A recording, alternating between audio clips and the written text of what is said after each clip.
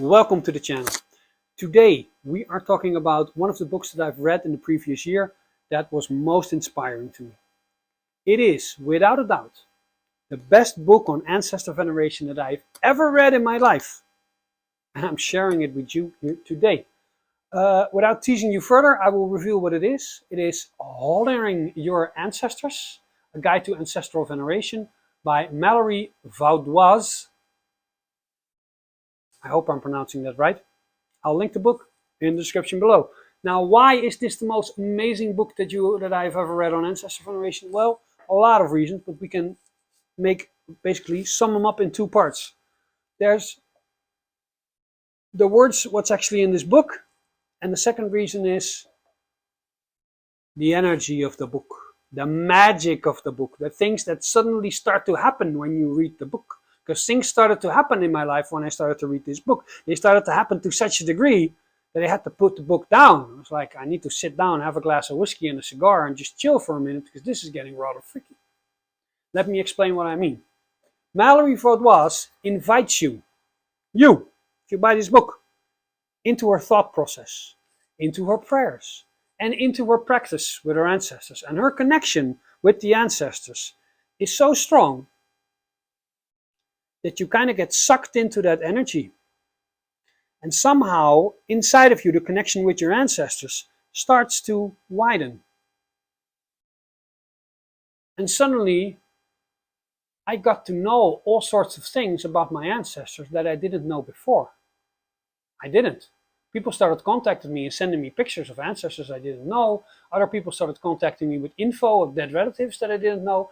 Suddenly, the ancestors knew that I was kind of trying to connect, and they were connecting to me, not just by a voice in my head or oh, there's a candle flickering. No, they were literally sending them pictures of them to me. So that freaked me a bit out. But I often said a good book is like an initiation. A good book isn't an initiation and shouldn't be a substitute for an initiation. But sometimes, if it's a good book, it reminds you something like that. Because a good book, when you read something, you feel like you already know that. Like you already knew it, but you didn't know it until you read it in that book. It's like the book helps you remind the things that you forgot, but you forgot that you even forgot. It kind of opens up little doors and new passageways in your energetic system. That's what this book does. And I have read a few books like this in my life that just open things up and which make you view the world in a different way. And after you've seen the world in a different way, you can't go back to how it was. It's the same with this book. But a lot of those books end up in my attic because I don't read them again. I don't need to because there's something changed in my perception of the planet. This book does that. But now I've read it, it's not going into my attic. It's going right here in my living room. Why? Because it's really chock-a-block full of little rituals.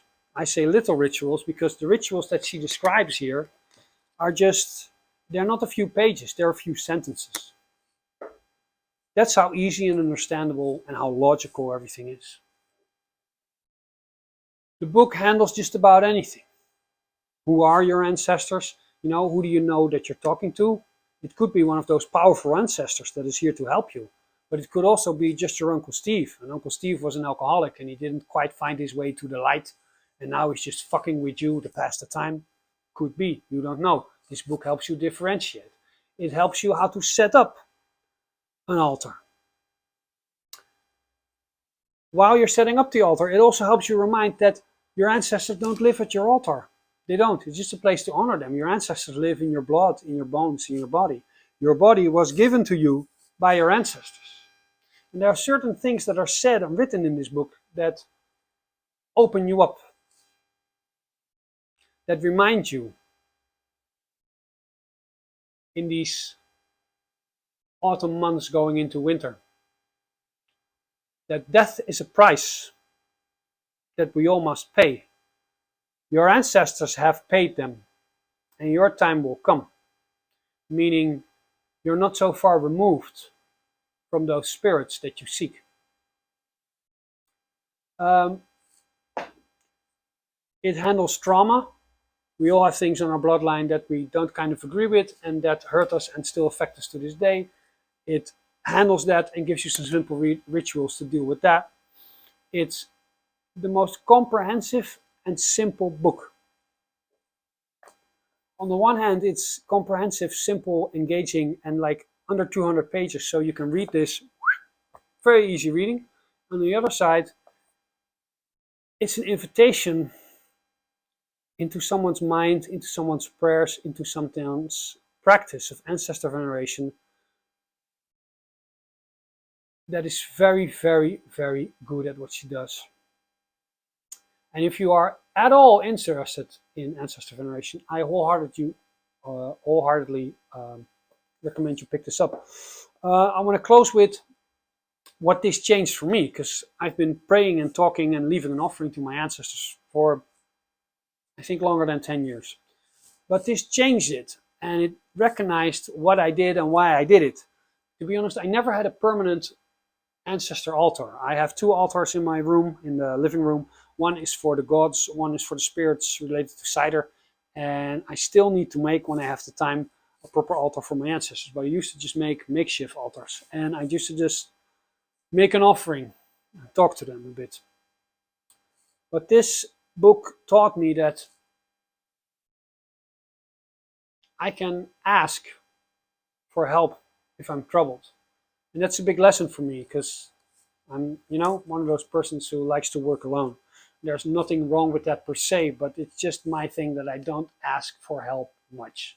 I have trouble doing that, including in the spirit world. So this really helped me to make the right offerings and really open my heart to my own bloodline and said, listen, this is what's troubling me and these are my offerings, and can you please help me with this? And the results have been pretty stunning, let me tell you. So if you would like to go on the journey one more time, I'll link it in the description below. Thank you for your time. I'll see you next week. Ga met de goden. Tot volgende week.